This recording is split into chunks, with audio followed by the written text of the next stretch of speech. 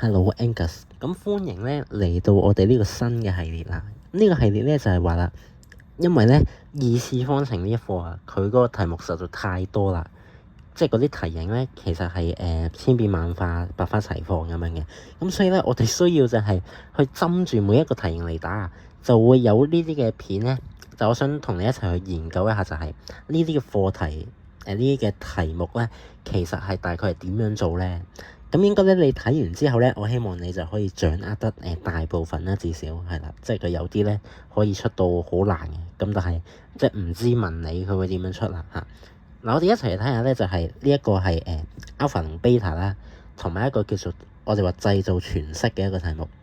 呢個咧係我自己俾個名嚟嘅，咁喺坊間咧就冇呢個名㗎。OK，嗱，其實係乜嘢嚟嘅咧？咁我哋要講咗呢兩個符號先喎。OK。呢兩個符號咧應該唔記得七七八八啦。咁佢就係話啦，OK，我哋有一個實根嘅概念啦。當我哋有一個二次方程嗰陣時咧，我哋又可以揾到就係話，應該咧就會揾到x 可能會有兩個答案㗎嘛嚇，x 會有兩個答案咁樣嘅嚇。然之後咧就話佢哋嗰兩個答案加埋同乘埋咧，其實啊係有一個表面特徵喺度，即係我哋咧可以睇嗰條式嘅樣咧，就知道佢哋加埋乘埋咧，其實係乜嘢啦？調翻嚟講咧，就係你都可以反推咯。佢哋加埋乘埋一定會等於呢一個嘢咁樣咯。OK，嗱咁一齊嚟睇下咧，其實係點樣運作喎呢回事嚇？其實係咁樣嘅。首先我哋講下實根呢個概念先啦。啲數學佬好煩㗎，佢哋成日咧就係中意用一啲 pro 啲嘅詞語咧去講一啲簡單嘅嘢咯，唔知點解。咁其實實根我哋就係話咧，佢就係 x 嘅答案啦，即係喺一個嘅二次方程裏邊。OK，嗱舉個例啊，依家咧就係話可能有條式係咁樣嘅，你最後咧會計到一個咁樣嘅嘢啦。係啦 ，x 減一 x 加七，咁佢原本嗰條式咧，好明顯啊，就係咁樣咯。OK，咁我哋就會話啦，OK，嗱，佢一係咧就係左邊括弧等於零，一係就係右邊括弧等於零。咁所以我哋就係話咧，x 咧有兩個可能嘅答案，一個咧就係一，一個就係負七啦。OK，嗱呢個希望你記得下，呢個係一個基本嘅概念嚟㗎喺呢一課，但已經隔咗差唔多成年啦，就唔知仲記唔記得 ？OK， 係啦，咁個問題嚟啦，就係話啦，呢兩個答案咧，其實啊就係表示緊 alpha 同 beta 啦，係啦，所以你千祈唔好俾佢哋迷惑啦，就係話啦，佢只不過咧係啦係一樣嘅嘢嚟喎。呢個 alpha beta 嗱覺得辛苦嘅話咧，就讀成 A、B 算啦。其實就係話啦，兩個答案咯。係啦，佢就係呢兩個 x 咯，只不過係一個叫做specific 啲、特定啲嘅名啫。OK，但係嗰個少少問題就係話啦，我哋咧可以知道 alpha 加 beta，alpha 乘 beta 啦，但係我哋唔知邊個係 alpha，邊個係 beta。意思就係話佢可以係 alpha 等於一，beta 等於負七，都可以係咧 alpha 等於負七，beta 等於一。咁我哋點知邊個大啲邊個細啲？即係兩個係邊一個咁樣啊？咁所以我哋就係話嗰啲嘅題目通常啊嚇，佢唔會要你兩個都分別揾出嚟嘅，而係會叫你揾呢兩個之後去整一啲更加難嘅式嘅。嗱，嗰啲難嘅式咧就係下面呢一啲啦。其實我哋之前都做過好多啦，咁冇咩問題嘅。OK 嚇，你見到咧就係即係我唔係亂咁噏嘅喎。佢嗰啲嘅題目啊，係啦，都差唔多係咁嘅樣嘅。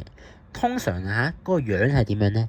一係就係佢係好似呢度咁樣兩個括弧乘埋；一係咧，佢就係嗰啲嘅份數啊，玩份數。你見到啦，呢度就係份數咯。OK 嚇，咁好明顯就係要通分母之後唔知做咩啦。OK，咁或者第三個可能性就係玩次方啦。OK，嗱，次方呢個最常見係啦，同埋次方呢個咧比較。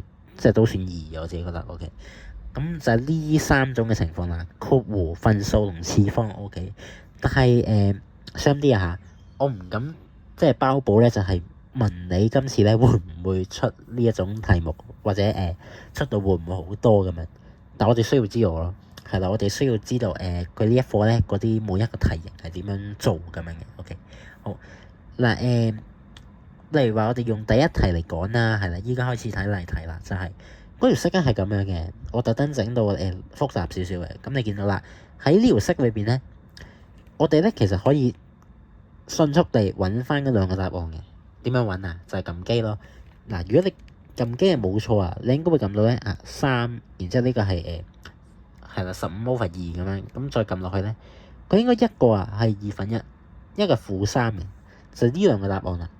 係啦，就呢兩個答案。咁我哋咧就可以用翻呢一個叫做 alpha 加 beta，alpha 乘 beta 咧，其實就係相加同相乘嘅意思，去揾翻呢兩個嘅數值。嗱，嗰兩個數值點樣揾咧？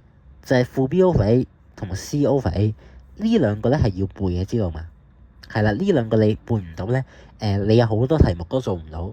係啦，你有好多題目都做唔到，因為係啦，即係數學咧，佢唔單止係玩邏輯啊，佢仲會玩少少嘅背嘢嘅。OK， 但係相比其他科數學嘅背嘢咧已經明顯少好多啦。係啦，已經明顯咧係應該係舒服啲嘅。咁所以咧就即係唔好怕攰唔肯背要背啊。OK， 好嗱，但係個問題就係話啦，呢兩個你背識就做到喎，好易做嘅喎。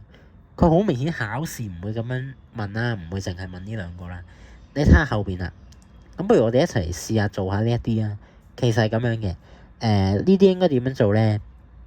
好簡單嘅啫，就係話我哋知道佢哋相加同相乘嘅數值，咁嘅話，我哋就要將以上呢式全部變晒做呢一啲嘅數值咁樣，即係變晒做相加同相乘之後代數落去。OK， 咁呢個咧就係話呢一題嗰個嘅主旨啦，即係咁其實好容易啫。我用 D 呢題做例子啦，咁D 呢題係咁樣嘅，佢兩個次方加啦。OK， 咁我就會諗到啦，佢哋兩個都有二次喎，有咩係同呢兩個有關，又同二次有關咧？就係我哋會諗咧，不如我試下喺相加呢個基礎度加翻個二次俾佢。嗱，相加之後二次咧，呢個好明顯就係初中嘢啦。咁佢拆出嚟咧係會變成咁樣噶嘛？你見到啦，佢同上面嗰個差啲乜嘢？就係差咗中間呢一個，佢多咗呢個 2ab 出嚟。所以我哋要揀做一樣嘢咧，就係我哋將呢個嗱咁樣寫會好啲。我哋將呢個 2ab 咧調翻過去，調翻過呢邊。咁我覺得佢右邊係咪就係剩低二次加二次，即係同上面一樣？係啦，我將佢調過去咧，咪同上面一樣咯。咁所以其實係咁樣噶。佢係會等於呢一個。咁呢個你唔使背都得嘅，我自己覺得。你考試嗰度自己證明出嚟就得啦。即係自己去諗一下啦，喺草稿紙度咁你會發現咧就係呢個加同埋乘我哋都知噶啦咁不如咪直接代翻呢一兩個數落去咯嗱，少少嘅提示就係呢個咩 A、B、C 咧，佢有正負噶你要小心啲。佢 A 係3啦，B 係呢個啦，C 係負喎，負9/2。頭先唔記得提添。咁你就代翻呢兩個數值落去啦，同埋小心嗰啲 A、B、C 喺整呢兩個之前 ，OK， 代翻落去好唔易嘅啫，就係撳機去做啦。有好多嘢咧，你依賴部計數機就搞掂噶啦。OK， 嗱我哋撳一下啦，正負唔使撳，因為佢呢個二次係冇分別嘅。咁我慳咗一道功夫啫最後嗰個答案咧有少少爛啦。但係都叫做合理，因為咧佢係一個分母，一個分數嚟嘅。咁我哋做過一題咯，然之後咧再俾你睇下其他一啲嘅題目。OK， 嗱如果3次嘅話，其實都好簡單。3次嘅話咧就係 OK 嗱，3次記唔記得點做啊？就係咧前邊應該係 A 加 B 咁樣嘅，係啦，即係降咗次方嘅啫，原本呢個。然之後咧佢呢度係咁樣啦。就係要小心啲佢嗰個嘅正負嘅關係啦。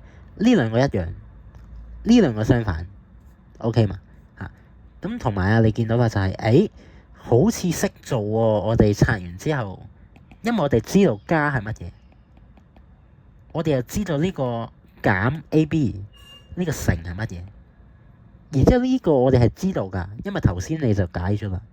就算唔知都唔緊要，因為你可以寫成咁樣。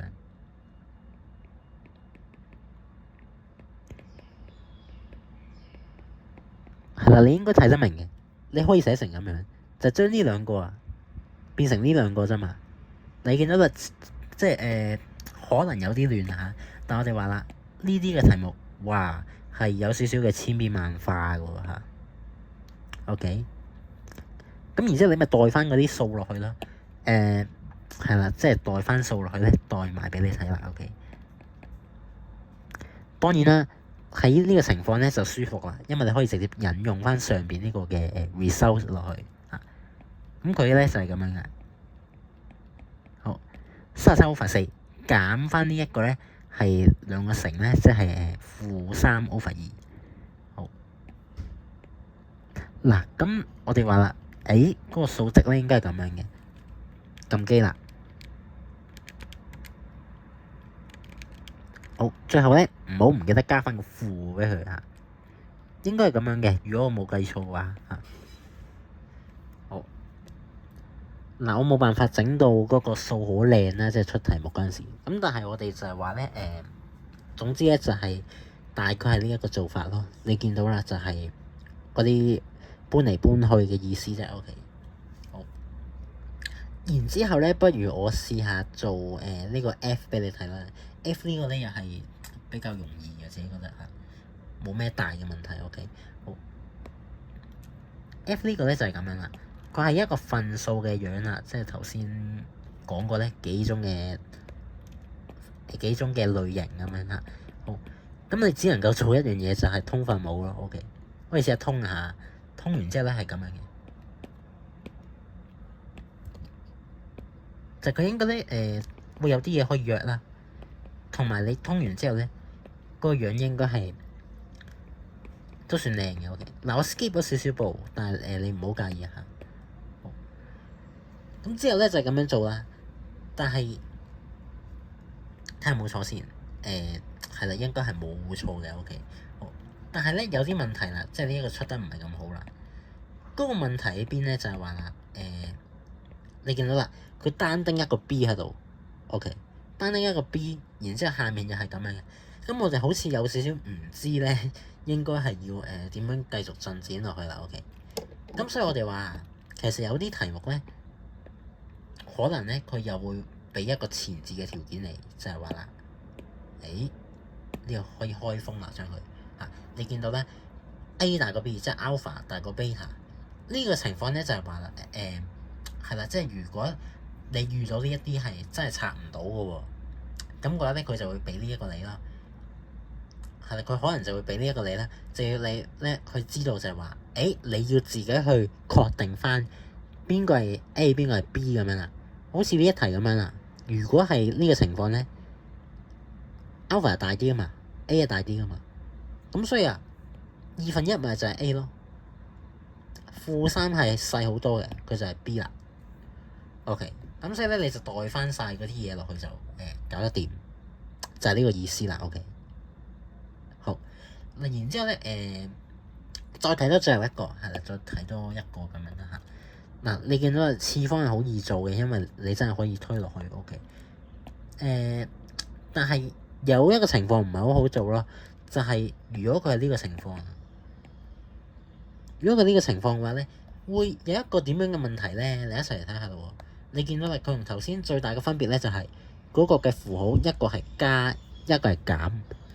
減嗰個煩嘅程度咧，就係咁樣啦。第一眼咧，你應該會留意到呢一個咧，我哋應該係會即刻諗到呢個嘅。呢個咧係初中嗰個嘅因式分解啦，即係中三嗰陣學嘅嚇。咁你見到咧就係一加一減，但係我哋唔知呢個減嘅係乜嘢。OK。所以我哋咧就會諗有冇另一個嘅情況可以做咧，即係另一個嘅方式啊。OK，咁我哋就會又係諗咧，就係不如我試下整呢嚿嘢啦。但係今次超級煩嗰嚿嘢就係話啦，我哋整唔到啦，唔知點解整唔到嘅意思咧就係話啦，我哋想將佢整成一個類似咁嘅樣，但係佢呢個拆出嚟咧，佢係加嘅喎，佢二次加二次喎，你有冇留意到啊？係啦，佢二次加二次喎，所以咧佢呢個係減喎，咁好明顯係差咗好多嘢啦。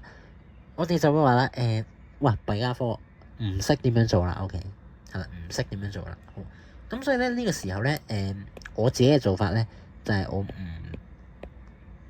唔查上面先，唔好意思嚇。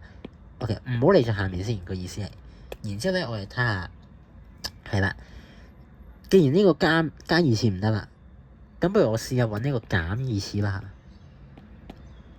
你減二次咧又係咁樣嘅喎，你見到啦就係佢仲係 sorry， 佢呢個係減啦，但係後邊咧仲係加嘅，即係又係對唔到，係啦，超級煩嘅一條友仔 OK。但係我哋可以做啲咩咧？我哋就係可以做啊！呢個我哋係知噶嘛？點樣知咧？我哋可以寫成呢一個嗱，因為佢裏邊係加2ab，然之後佢呢度要剩一個負2ab，所以佢哋差咗一個負4ab。OK，呢個即係你自己去研究一下啦。其實我跳咗少少步，但係好唔易嘅啫嚇。咁我哋咧就唔要中間呢一步，方便啲清晰啲嚇。中間呢一步你要寫嘅，但係即係考試見到嘅話，哎呀幫唔到你，重寫下嚇。咁我哋唔要中間嗰一步清晰啲啦嚇，但係你要寫啦。我哋整呢條色係有咩用咧？就係我哋幫呢兩條友一齊戴翻頂帽先，係啦，幫佢哋一齊戴翻頂帽嘅話咧，我哋係咪得出就係，我哋揾到呢一個，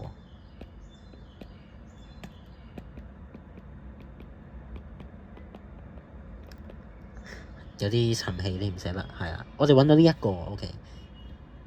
咁呢一個其實咪就係呢一個咯。咁同埋我哋又係知呢個商家喎 OK。咁兩個都知啦，佢哋乘買啊，咪揾翻呢一個嘅數值咯。咁所以你就發現到咧就係有啲巧口啊嚇，即係如果係呢一個雙減嘅呢個情況咧，佢係煩好多啦。第一件事，第二件事咧就係都難諗好多。老實講，係啦，呢一步咧應該好難諗啊嚇，好難諗啊。咁佢哋有冇一個即係正負嗰個情況咧？呢個就真係唔知啦。即係我諗你需要睇下佢一個嘅題目啦，因為佢原本呢度係唔知係正定係負嘅，雙減完之後，我哋係夾硬將個二次又將佢開放，咁所以嗰個答案會唔會又係差一個正負咧？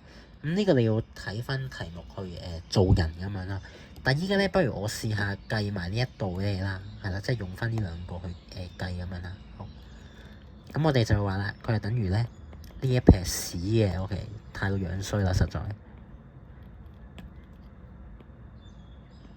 我洗埋個根好耐，然之後咧只不過係代翻晒頭先嗰啲嘢，係啦，頭先計咗呢兩個 OK。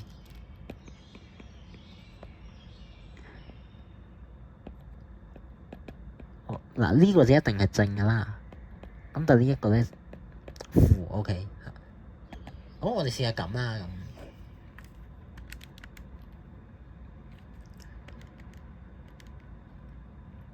呢個咧係6啦 OK。好，咁你見到啦，最後整成一撇咁樣嘅嘢，49/4嚇，跟好49/4。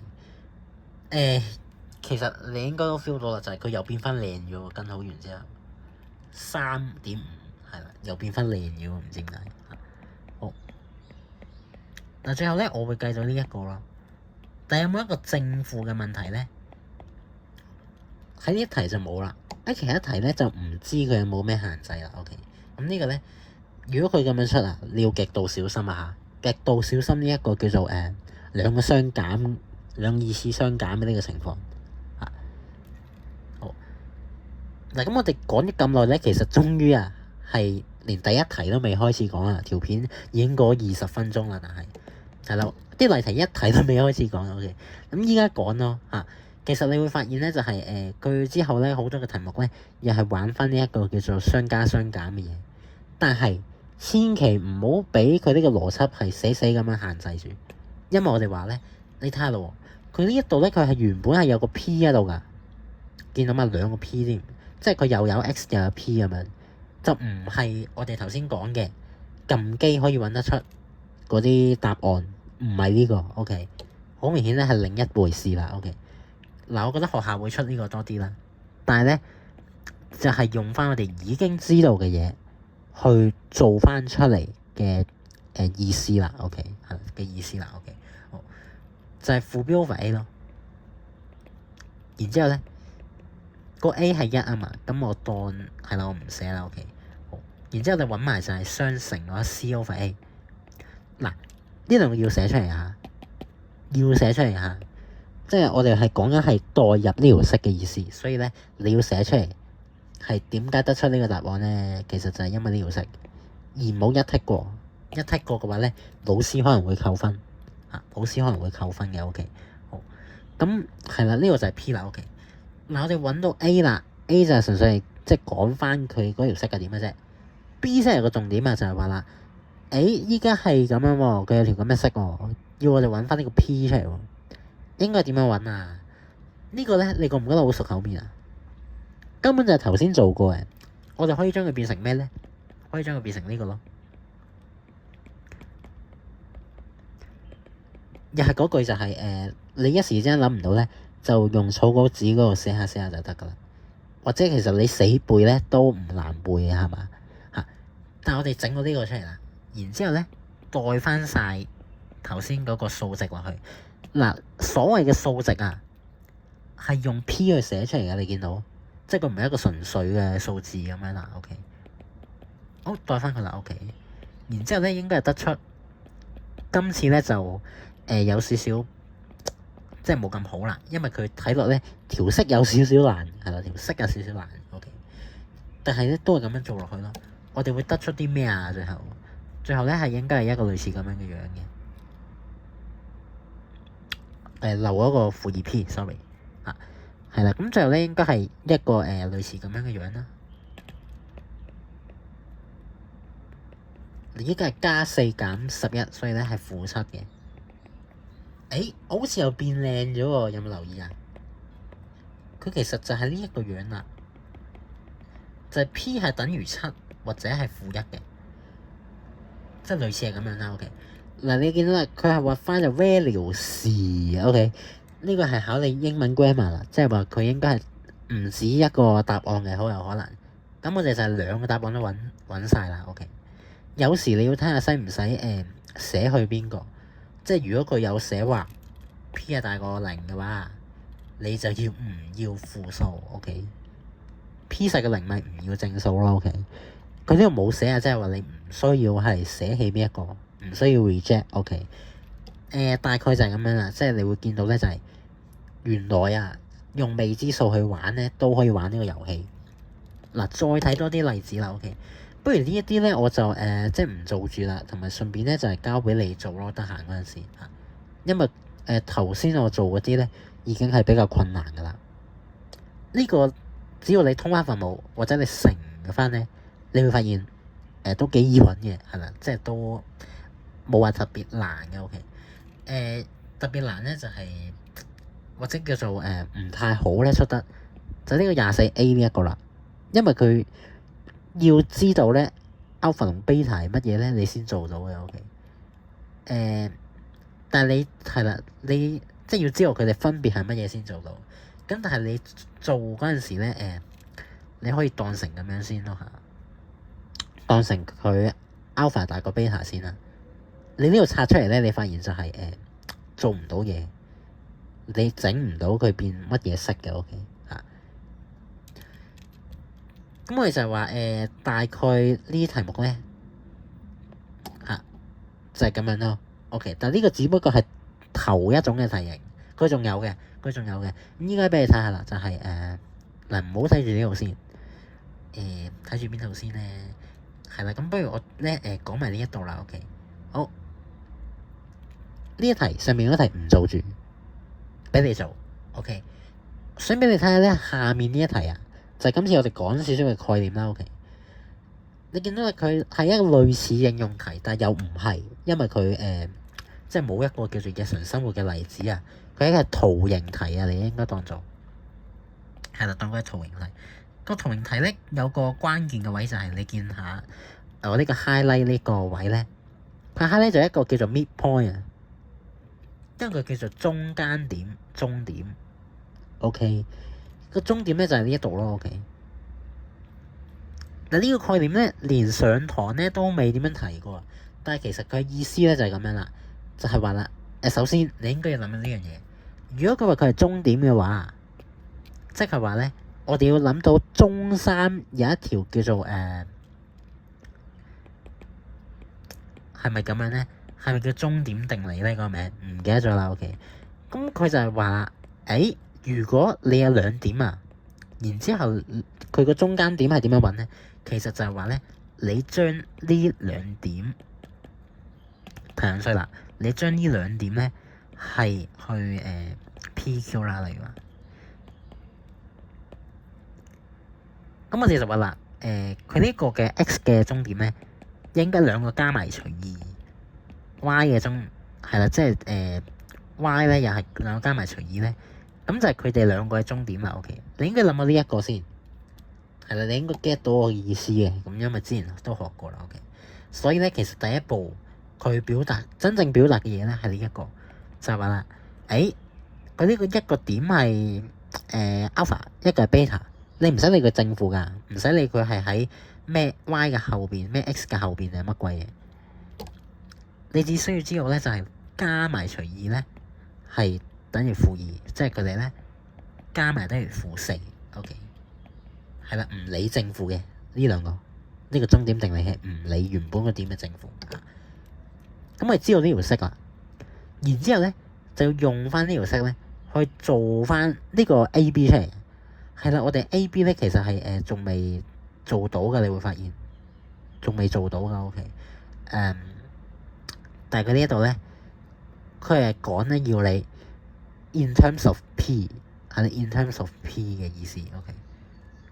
但我哋依家咧係冇 P 喎，呢一度佢要用 P 表達出嚟嘅，明唔明嚇？咁其實點樣咧？就係依家係時候講嘅第二個題型啦，叫做第二就係叫做製造詮釋，係啦，個口有啲乾咧，唔好意思嚇。製造詮釋咧就係話啦，我哋咧其實咧知道呢兩個之後啊，我哋係可以就算唔知佢原本呢條式啦，係啦，我哋唔知佢乜水啦。你都可以整翻呢條友出嚟㗎。點樣整咧？呢個又係要背嘅，係啦，又係要背佢嘅樣嘅，就係話啦，嗰條式咧，我哋可以靠睇佢嘅樣咧，知佢嘅答案。好似我一開波都講過啦嚇。咁嗰個知嘅方式咧，就係佢係呢個結構嘅，佢係呢個結構嘅。OK，咁你見到咧就係呢個係負先，係啦，超級小心地，呢個係負先。然之後咧呢個係正啦，呢個係正啦。OK。咁佢係一個相加同相減咧，其實就係喺佢個 B 位同埋 C 位嗰度，係啦 C 位主角。OK，咁呢個就係嗰個樣啦。我哋話要背嗰個嘅意思咧就係咁樣啦。就你見到咧，我有一啲嘅例題啦，但係我哋可以睇得出咧，就係可以睇啲咩咧？就係佢其實好符合呢個樣噶嘛。我哋可以睇得出就係兩個相加應該等於負5，因為呢一度其實係一個即係一個類似咁樣嘅嘢，咁樣寫好啲啦，或者係啦，減負5x 將佢睇成，因為我哋話呢一度要係負嘅。OK，然之後咧就係話啦，alpha beta 等於負7嘅。OK，因為佢呢個成嚿嘅嚇。嗱，我唔講得太過詳細，因為咧第一就係佢係死背嘅，第二咧就係話以前都教過啦。OK，但係咧你要小心啲喎，你有時會諗唔到㗎。好似呢一啲複雜啲嘅題型咧，就即刻死啦，因為咧我哋話我哋要做多一步先，做多一步咧就係佢其實係等於呢一個嘅，就我哋咧會夾硬就係去將佢諗成啊，係啦，將佢諗成咧就係成個將佢除翻負2，呢度一定嘅等於一㗎呢一個 A 係要等於一咧，你先可以做到嘅。OK。咁所以咧，你要夾硬就係將佢成個除翻負二。我 skip 咗少少步 OK。係啦，應該話咧佢係等於零嗰陣時咧，先至係有呢一個嘅課題啦。咁你除負二掉過去啊，咪仲係零啦 OK 嚇。咁少少嘅提點啫，就係你要小心啲有時你要將佢加工啊，加工一下咧，你先係搞到嗰啲嘢 OK。好嗱。兩個相加咧就係呢個啦。負 B over A 咧，其實個 A 係一喎，你有冇發現？之後負 B 咪係加個負咁樣。咁或者你用翻呢一個嚟睇咧係一樣嘅，用翻呢條要背嘅式嚟睇係一樣嘅 OK。所以咧你會發現就係其實我哋有兩個做法啦。第一個做法咧就係你跟住呢條式去。一眼睇係啦，嗰啲叫做瞪眼法啊，喺我哋中國大陸嗰邊咧係咪有個咁樣嘅 terms 嘅？咁你就會第一眼咧就會睇到就係佢大約係即係佢樣係點樣樣咧？就係呢個樣啦。OK，sorry，錯咗傻仔嘅嚇，咁就係呢個樣啦。OK，但係佢呢個咧係前邊係一先嚇，咁你先可以咁樣整嘅。如果你話哇，我唔想記啲咁核突嘅屎啊，大佬啊！咁嘅話咧，你就用翻我哋之前講嗰個，佢係等於負 B over A 除翻 C over A， 係啦，你用翻呢一個。好多時候咧，呢個你用係用呢個唔用頭先嗰個咧都 OK 嘅。咁但係有啲題目啊，佢要你整翻嗰條式出嚟嗰陣時咧，你係連呢個都要知，係啦，你連呢個都要知。OK，但佢 get 到我嘅意思嘛？總之就係唔可以唔記得呢一個咩意思咧？依家嚟睇下題目咯。製造全息嘅題目咧，永遠都係你見到啦，係 B 呢一題，B 呢一題先係。佢係講緊咧 find the quadratic equation， 即係二次方程。Those roots，OK，roots 係實根，即係答案嘅意思。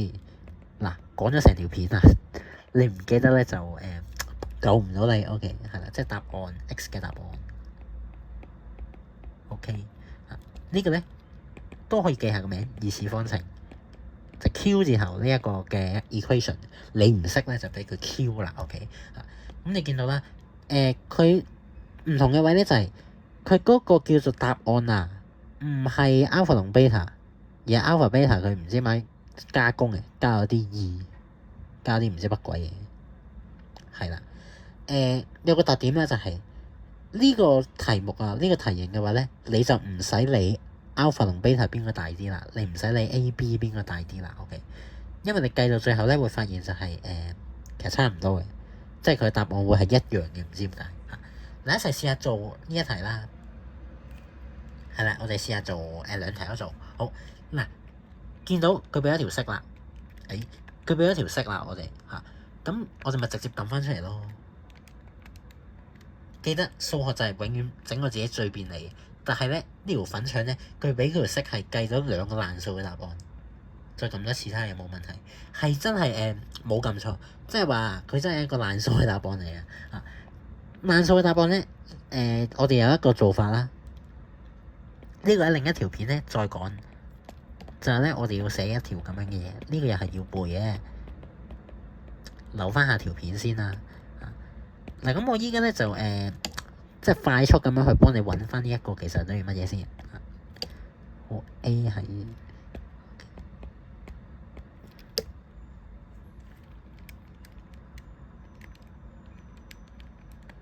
好17 OK 嗱太樣衰啦咁我試下 check 下先。好2.780啱啦，一樣嘅。好，咁應該就真係冇錯啦。好，然之後咧係啦，即係一齊嚟睇下啦。應該點樣做咧？就係你揾翻佢哋相加同相乘係等於乜嘢先？講緊嘅係呢個新嘅兩個個體相加同相乘係等於乜嘢？然之後咧，你先去即係叫做整落去咁樣嘅意思。好，但係其實你可以留意下啦。佢哋相加係等於乜嘢咧？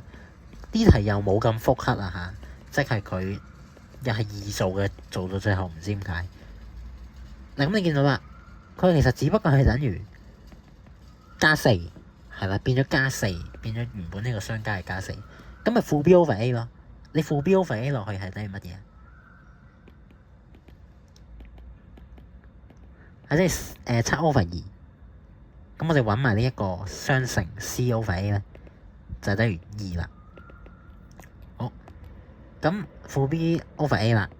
嗱，你發現咧就係、最後就整到一個好似可以接受嘅答案嘅嗱。好，繼續喎。咁佢相乘係等於乜嘢咧？相乘都比較簡單嚇，佢變成呢一個喎，整咗一個呢個出嚟，然之後咧佢會整咗一個兩個 A 兩個 B 加4，多咗頭先少少嘢，但係咪話難咗好多咧？唔係啊，你見到啦，咁樣嘅，我就係咁樣即係你見到大概係呢個樣啦嚇。咁咪代翻嗰啲數落去咯嚇，已經講到口水都乾啦。OK。呢個咧係2係啦 ，sorry 睇唔到點 OK 嗱，你揾到兩個相加同兩個相乘之後咧，係啦，呢兩個係當步驟咁樣寫落去㗎，知道嘛？相加係等於乜嘢？相乘係等於乜嘢？呢兩個咧，你係當步驟咁樣寫落去嘅。咁第3步啦，就係我哋去整翻嗰條式嗱，佢依家係叫你 write 乜乜乜啊嘛，即係叫你寫翻嘛。咁你就求其撩啲嘢啦嚇，你就話 equation 係啦，嗰條式係等於乜嘢咧？就係呢一個啦。y 嗱，記住跟翻佢呢個格式。OK， 佢呢個咧係 A 係1，然之後係減 alpha 加 beta。好，不過最好咧就係抄翻一次呢個先，係啦，最好抄翻一次呢個先啊嚇。然之後咧，今次真係可以代翻落去啦。唔係，最好唔好抄呢個 ，sorry， 係啦，最好唔好抄呢個，直接寫啦，直接寫啦。抄嘅話有誤會啊，因為佢本身就有一個 alpha beta 嚇。好，最後咧直接寫啦，就係負，睇下負乜嘢？負呢一個嚇相加，係啦，相加呢個數值，相乘嘅呢個數值，所以咧我哋話係加翻相乘，即係加13啊。好，最後咧嗰條新嘅式咧係咁嘅樣 ，OK 嘛？係啦，我哋就話咧呢個就係呢個題目嘅做法啦。OK，嗱原本咧係想做埋呢個呢個 B 嘅，但係時間太過敏水啦嚇，咁不如留翻即係交翻俾你做啦。呢一個佢哋相加唔相乘咧都冇咩特別嘅喎嚇，咁你就睇下佢應該係點樣做嘅。OK， 好，然之後我哋咧再嚟睇下最後 extra 嘅部分啦。呢啲額外嘅部分咧，講明先。文理咧，我未見過佢咁樣出，但係你可以學一下，就係話咧，你嘅腦筋要轉彎啊！佢今次咧根本就唔係點問你頭先嗰兩個題型，而係問緊咧叫你揾一啲唔知乜嘢咁樣啦嚇。咁你見到啦，佢話兩個呢個 alpha 同2alpha係兩個答案係啦。what 係實根，what 係根係啦，根 OK， 即係 x 嘅答案意思。咁所以我哋第一步做嘅嘢咧就係代翻呢兩個落去，我哋 put x 係等於 alpha， 同埋咧另一個位 put x 係等於2alpha， OK 嘛嚇？然之後咧我哋試下做落去啦，你會見到啦，呢一個咧係整咗呢一步先。然之後咧繼續啦，我諗下先啊 ，sorry。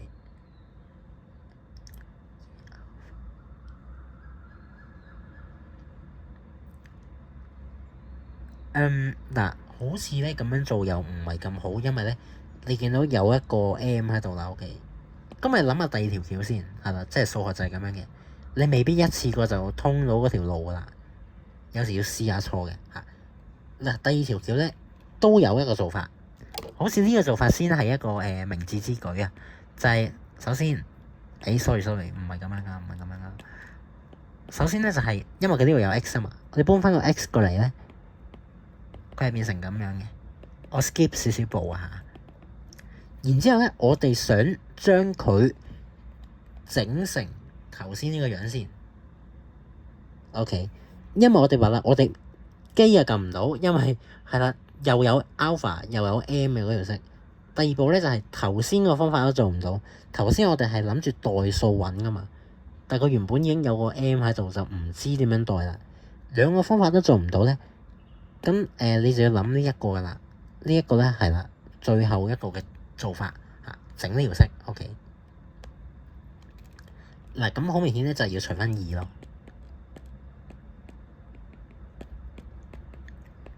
呢個 get 唔 get 到嚇？隔住個 mon 你答唔到我啦嚇。除翻2之後咧變成呢個啦。咁有咩意思啊？就係話咧，呢兩個咧係答案嚟嘅喎，即係話咧佢其實係一個，千祈唔好俾佢個符號誤會。佢其實咪就係 alpha beta 咯。我哋話 alpha beta 就係答案，就係兩個答案。咁嘅話，我哋呢條式係可以點樣幫助咧？就係話啦，你睇下呢個位喎，呢個位好非常之係啦，非常之吸引人啊嚇。因為我哋話啦，只要係 alpha beta 喺呢度寫啦，即係佢係其實咧係啊，同呢個一樣嘅同理嘅 OK， 同樣道理嚇。佢就係等於呢個位咯，等於 C 呢個位咯。所以咧，你最後係會揾到一條咁樣嘅式㗎。好明顯 ，alpha 係等於正負2嘅，咁就正對應咗咧。佢話即係兩個可能嘅數值係啦。你見到 value 時嘅呢一度係啦，咁啱啦，兩個都揾到啦。即叫我哋揾翻嗰兩個嘅 A 啦，兩個 alpha 啦。然之後咧就話 B 咧睇下啦，揾翻 M 喎，但係佢係話 each value of alpha， 即係佢其實要我哋揾兩組嘅答案，兩個嘅 alpha 都要代，所以咧。原來 B 先係代數啊！一個咧係代佢係等於2，一個咧係代佢係等於負2嘅。OK 嘛？然之後咧，代翻落去咧，你就會揾到就係係啦，應該咧就代翻落去咧，你就大概知道咧 M 係等於幾多啦 OK。但係個問題嚟啦，條式都冇 alpha， 咁我要代邊度啊，大佬？開始問啦，應該開始想撕爛份卷啦。OK，呢個咧就係我頭先講㗎啦，就係話唔好俾佢混淆，同埋即係唔好俾佢死咁框住，俾佢嗰個字面嘅樣。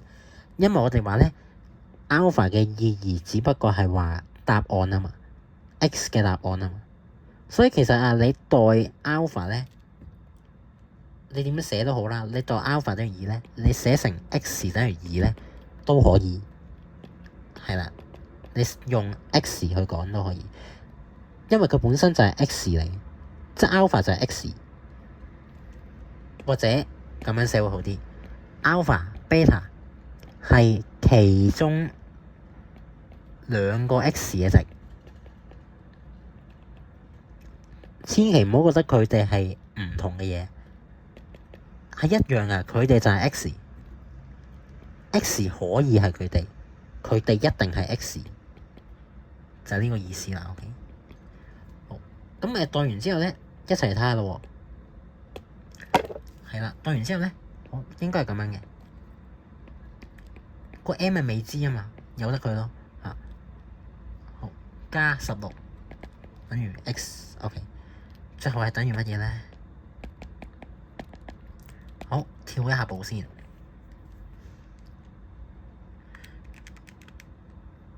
係啦，應該係咁樣撳嘅。然之後咧，除翻6。OK， 希望係啦，即係有冇意義咧？唔知你嚇。再 check 翻下嗰啲嘅情況先啦。應該咧就啱啦，即係我冇代錯嘅，應該冇撳錯嘅嚇。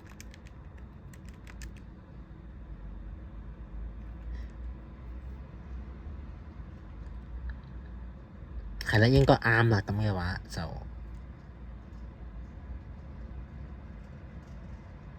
啱啊，好，唔知乜懶懶地係啦，冇咩信心添嚇。是但啦，當成係呢個先，好冇？係啦，當成係呢個先啊。好，然之後咧計埋另一個咯。負嘅話，佢個答案係有少少唔同嘅。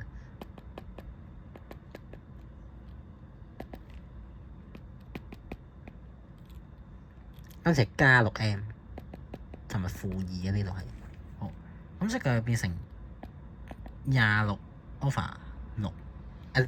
等先，唔係，sorry，睇錯嘢，應該係差咗負係嘛？係啦，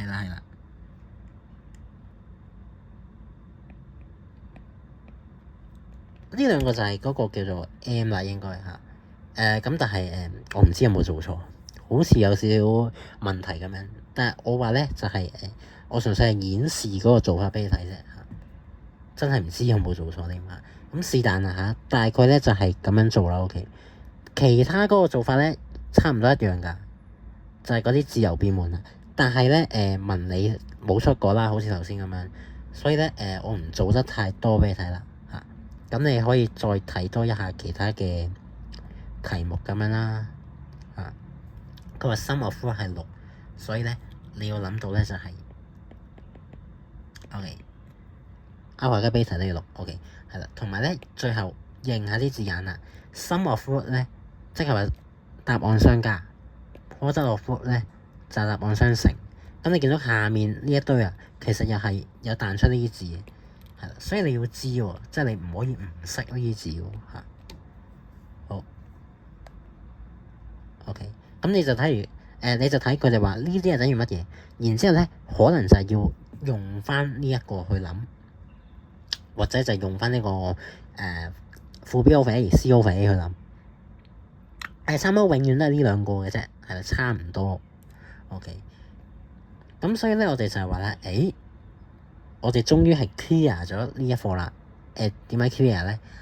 呢一啲咧應該係冇一個概括嘅重點啊嚇，應該咧係你要自己去係啦，要自己試嘅一題。咁唔知文理會唔會出呢一啲咧？同時咧，呢一度咧應該就係靠練習啦，只能夠係啦，我冇辦法咧好確實話俾你聽有啲咩固定嘅答法咁樣。OK，但係即係咁長嘅呢條片咧，你應該都見識得到啦。佢每一個題型嗰個運作咧，大約就係咁樣啦，即係都有一啲嘅軌跡可以見到嘅。OK。我今日呢條片咧就到呢一度啦，即係拍得好長啦，唔知點解嚇。好，拜拜。